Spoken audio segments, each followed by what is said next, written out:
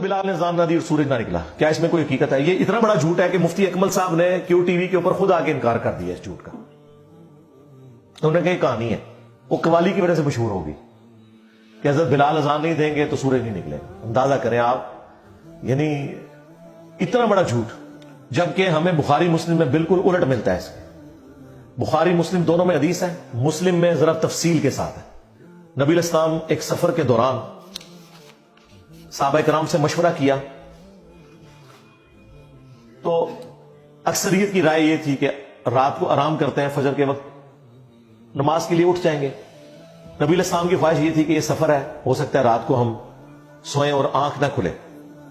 اس زمانے میں کوئی الارم یا اس طرح کی چیزیں تو نہیں ہوتی تھی، تو نماز پڑھ کے ہی سوئیں۔ بہرحال حضور نے مشورہ مان لیا اور الٹیمیٹلی حضرت بلال کی ڈیوٹی لگی کہ وہ اپنی سواری پہ، اونٹ پہ بیٹھ کے مشرق کی طرف دیکھیں گے، جب وہ بھوٹے گی نا طلوع فجر کے لیے تو آگاہ کر دیں گے۔ لیکن اللہ کا کرنا کیا ہوا کہ حضرت بلال تھوڑی دیر تو وہ دیکھتے رہے، پھر انہیں بھی اونگ آنا شروع ہوگی اور وہ بھی سو گئے۔ مسلم شریف کے الفاظ ہیں، سورج اتنا بلند ہوا تو نبی علیہ السلام کی آنکھ کھلی، پھر باقی لوگ کھڑے ہوئے۔ سب سے پہلے تو حضور نے کہا اس جگہ کو چھوڑو، یعنی ظاہر ہے یہ ایک شیطان کا غلبہ ہوا ہے ادھر کہ سب کی نماز فجر کا وقت گزر گیا۔ پھر حضرت بلال سے پوچھا بھائی تیری ڈیوٹی لگائی تھی؟ ان کا یا رسول اللہ جس طرح آپ کو نیند آ گئی مجھے بھی آ گئی۔ کوئی حضور نے یہ نہیں کہا کہ تو نے یہ گستاخی کیوں کی، میرا نام بیچ میں کیوں لیا، کیونکہ یہ نیچرل چیز تھی۔ بار حضور نے کہا یہاں سے اپنا سامان اٹھاؤ، پھر کسی اور جگہ پڑاؤ کیا۔ حضرت بلال سے کہا کہ اذان دو۔ ویسے آپ ہوتے تو کہتے بلال تے آج اون تو کچھ تو تے چھٹی کرنا، تو جڑا کام پایا نا سارا دن نماز خراب کیتی ہے۔ نہیں، حضرت بلال سے اذان دلوائی اور پھر آپ نے، سورج اتنا بلند تھا، آپ نے فجر کی نماز جماعت سے پڑھائی۔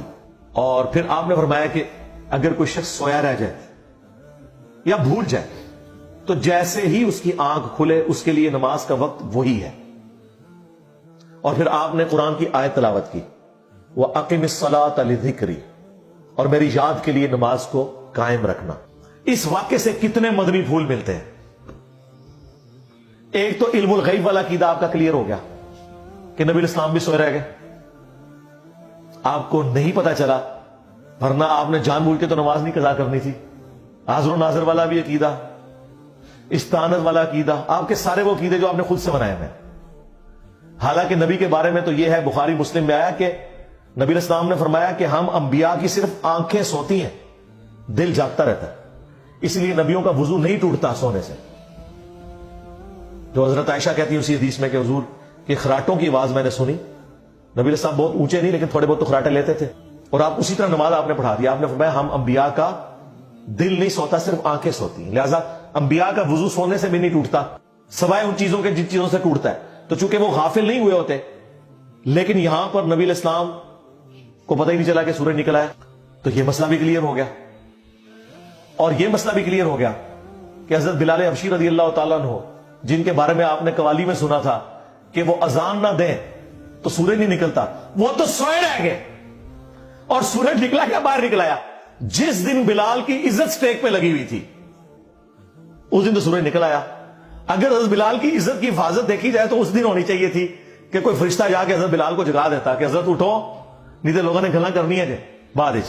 اور وہ واقعہ جی، وہ جو ان کی زبان میں لکنت تھی تو وہ صحابہ نے شکایت لگائی، تو اگلے دن حضور نے ان کو اذان دینے سے روک دیا، تو اس دن سورج ہی نہیں نکلا۔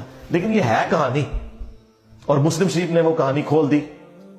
اسی لیے ہم کہتے ہیں یہ کتابوں کا خدا، یہ کتابوں کا پیغمبر، یہ کتابوں کا واقعہ، اور وہ بابوں کے بتائے ہوئے واقعات۔ مرنے سے پہلے اے مسلمان کر لے اس پہ غور، کتابوں کا خدا اور ہے، بابوں کا خدا اور، کتابوں کا بلال اور ہے، بابوں کا بلال اور۔